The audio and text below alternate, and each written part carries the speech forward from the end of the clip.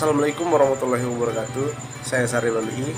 Pada video ini saya akan menjelaskan materi pembelajaran mata kuliah dasar infrastruktur teknologi informasi. Oke, langsung saja kita ke pembahasan pertama.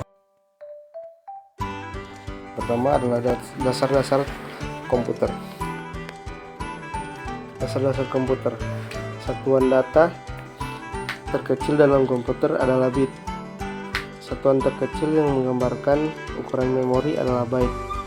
Kadang juga digunakan dalam satuan byte per detik atau bps, byte per second. Penyajian informasi. Penyajian informasi merupakan daya tarik tersendiri agar pengguna mau memanfaatkan informasi yang diberikan. Komponen sistem, komputer dan CPU. Manfaat komputer secara umum. Aplikasi bisnis, contohnya adalah word processing, Taylor sleep, dan lain-lain. Aplikasi pendidikan, contohnya adalah Google Classroom, Khan Academy, dan lain-lain.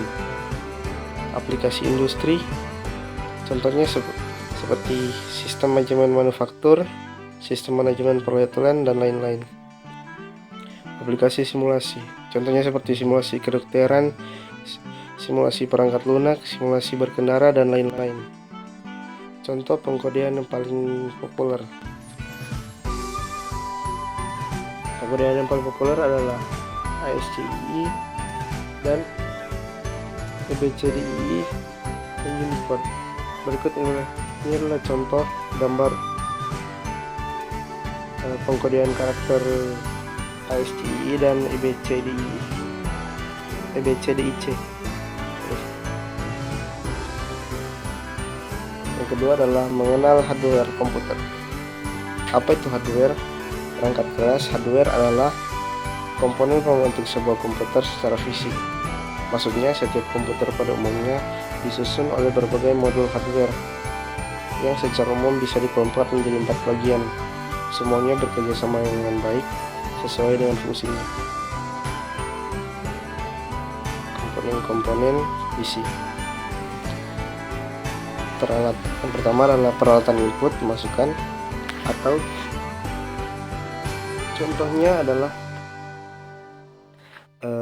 seperti mouse atau keyboard dan lain-lain. Yang kedua adalah alat pemroses, contohnya seperti CPU dan motherboard. Ketiga, alat output atau keluaran, contohnya seperti layar, printer, dan lain-lain. Keempat adalah media penyimpanan, contohnya seperti RAM, microSD, dan lain-lain. Ketiga, mengenal software komputer. Apa itu software? Software adalah bagian dari komputer yang digunakan user untuk meningkatkan hasil kerja dan memecahkan berbagai masalah yang disusun dari operasi dasar, yakni operasi aritmatik, tambah, kurang, bagi, dan kali, dan operasi logika, and, or, kurang dari, lebih dari, atau sama dengan. Sistem software, operating system atau OS, contohnya adalah Microsoft Windows, Macintosh, Unix, Linux, dan lain-lain. Kedua adalah programming language atau bahasa pemrograman. Contoh bahasa pemrograman tingkat rendah adalah bahasa assembly.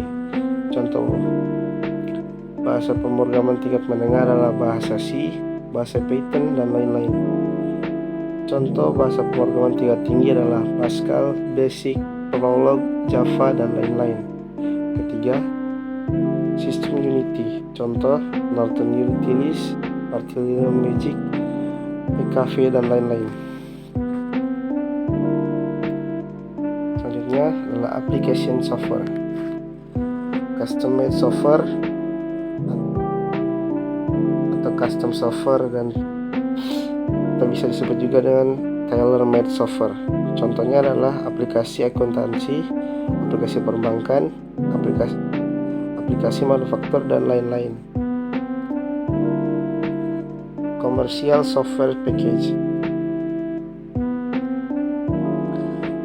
Pertama adalah word processor, contohnya Microsoft Word, Notepad, dan lain-lain. Kedua, desktop publishing, contohnya adalah Adobe InDesign, Pagination, Scribus, dan lain-lain. Ketiga adalah spreadsheet, contohnya seperti Microsoft Excel, Gnome, Lotus 123, dan lain-lain. Materi keempat yaitu adalah bahasa pemrograman. Definisi bahasa pemrograman. Bahasa pemrograman merupakan notasi yang digunakan untuk mendeskripsikan proses komputasi dalam format yang dapat dibaca oleh komputer dan manusia. Tingkatan bahasa pemrograman. Yang pertama adalah bahasa mesin atau machine language. Yang kedua, bahasa rakitan atau assembly language. Ada 4 simbol yang digunakan untuk assembly language. Pertama, mnemonic opcodes. Kedua, symbolic names. Ketiga, memory address automatic assignment. Keempat, addressing modes.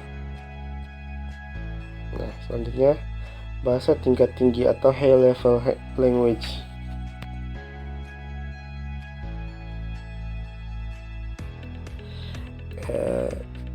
Interpreter dan compiler. Interpreter dan compiler merupakan sebuah program yang dapat mengerti sebuah bahasa dan mengeksekusi program yang ditulis dengan bahasa tersebut. Kita ada contoh gambar interpreter.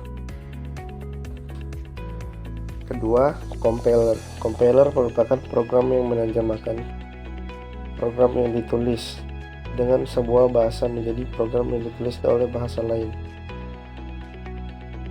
Kita ada contoh gambar compiler. Yang kelima, etika dalam bidang teknologi informasi. Secara umum, etika secara umum didefinisikan sebagai suatu kepercayaan atau pemikiran yang mengisi suatu individu yang keberadaannya bisa dipertanggungjawabkan oleh masyarakat atas perilaku yang diperbuat. Biasanya pengertian etika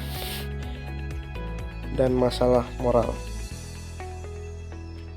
Sebuah survei menyebutkan bahwa penggunaan software bajakan yang berkembang di Asia saat ini bisa mencapai lebih dari 90%, sedangkan di Amerika kurang dari 35%.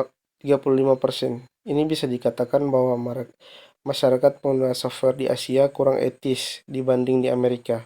Contoh, misalnya kita melihat data orang lain atau perusahaan lain yang menjadi rahasia, berarti kita bertindak kurang etis.